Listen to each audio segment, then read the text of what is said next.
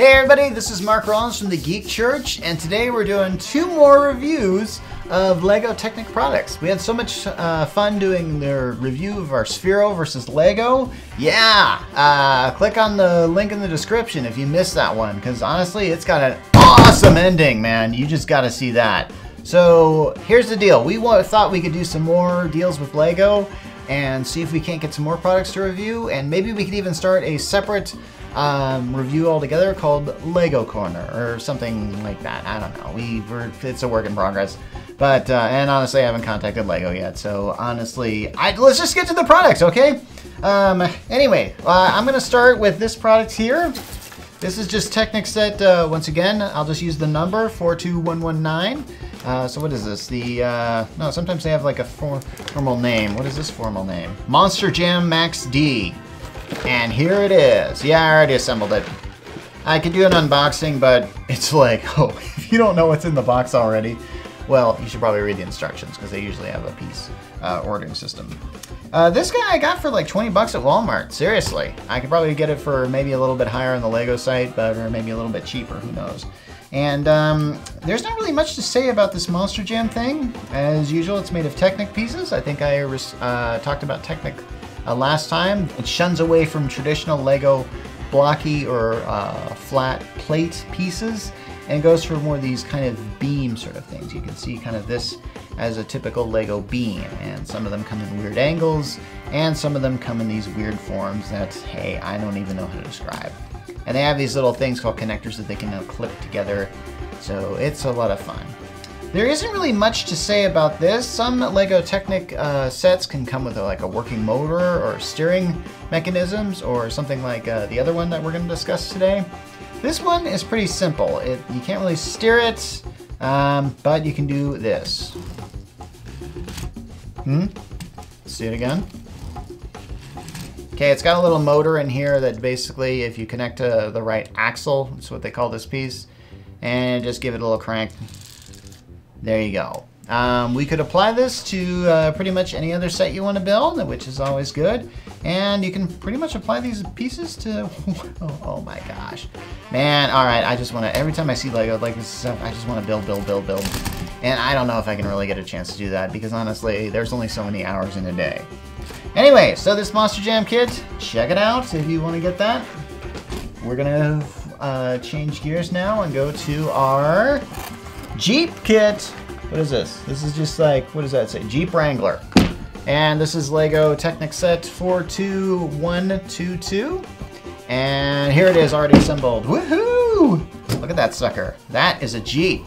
In case you missed the Super Bowl commercial with Bruce Springsteen, this is what he was talking about. This is the Jeep. Actually, I'm not really remember what he was driving, but let's put it this way. This guy, once you assemble it, you can do a lot of great things with him. For example, I mentioned something about the Monster Jam, you can't really steer it. This one you can steer. What you do, you have this little steering wheel that's on the instructions. So you just kind of carry along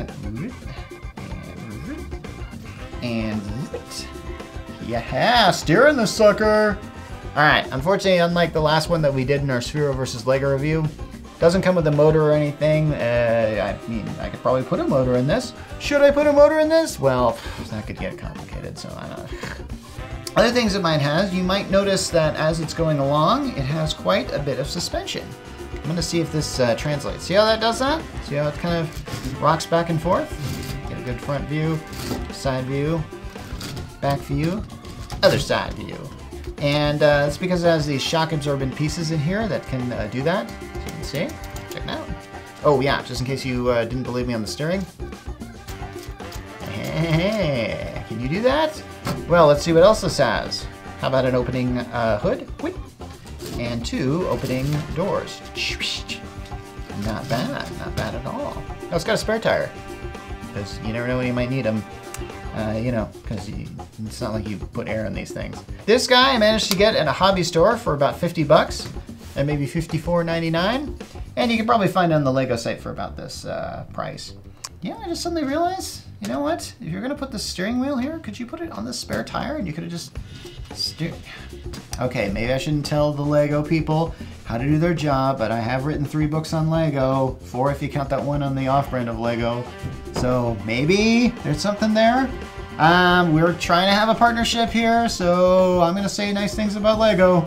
Anyway, so this has been Mark Rollins from the Geek Church, introducing you to all things Lego in the Lego corner. Yeah, we'll test market that. Anyway, this is Mark Rollins from the Geek Church, signing off. Okay, so it's been a few weeks since we did our last Lego Spotlight, and I mentioned in that video that I was going to do the secondary models. And so, here is one of them. This particular guy was like a monster truck that you could pull back. And we have its secondary model right here, which is, woohoo! It is one of those quad style four-wheeler kind of things. And as you can see, it's got definitely that action going on. And it's kind of nice and stylish. Looks pretty good. Looks like something I'd want to ride on if this were actually full size. Now to get the secondary instructions, what I had to do was go on lego.com/building instructions. And all you have to do is enter in like the number of a set or a description of the set, and they'll give you it as like a PDF file. Because a lot of times these guys will come with a certain set of instructions, like printed out, but if you really want some extra stuff, you gotta go online to get it. And I did, and I was glad I did. This is a kind of a fun build to do. It took me about, I don't know, an hour or so. And that is just fine. So, now the last thing I showed here, we did this, was this set, 42122. And it is it looks like a nice Jeep here. So, let's see what the secondary model looks like.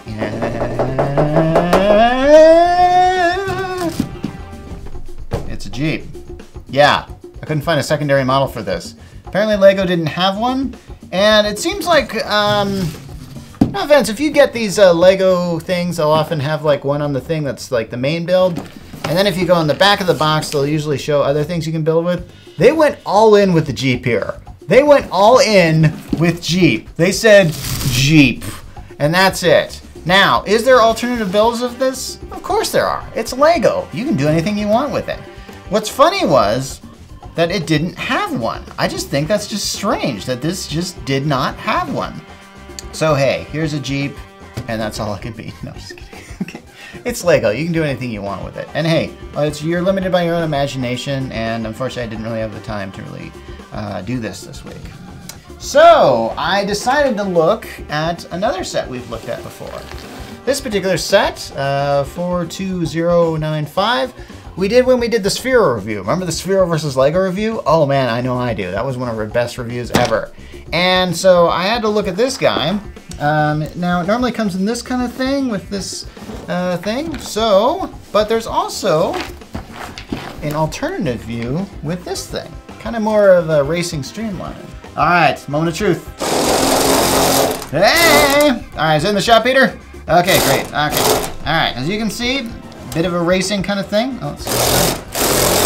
There we go. All right, okay, that's good posing. Okay, so we got a bit of a definitely more of a streamline kind of thing. A nice little fin.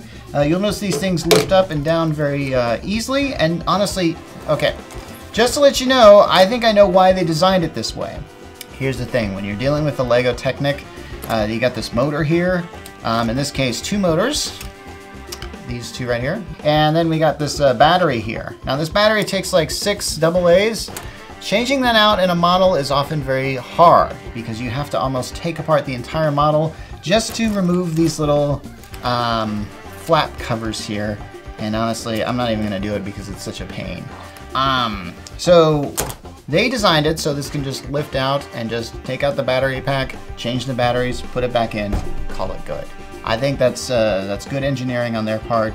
And again, this is secondary instructions that weren't in the box. I had to find them online on Lego's site, lego.com/building instructions. Done. Found them, put it together in about 2 hours or so. And the only drawback I had was I had to calibrate this thing in a weird way. I didn't realize there were these little switches down here that can control the forward and backward movement. So it took a while before this became instinctive. Like if I went forward like this, it would go backward, and all kinds of wacky combinations of it. I finally got it right and calibrated correctly, but I did not expect it to be that complicated. Anyway, so that is our Lego review on Lego Corner. Coming soon, hopefully. We're gonna make like a whole definite like side thing that we're gonna do, side channel Lego Corner, where we're gonna discuss Lego, and if we can get Lego to back us, just think of the power we might have. Anyway, so this has been Mark Rollins from the Geek Church with our Lego review, signing off.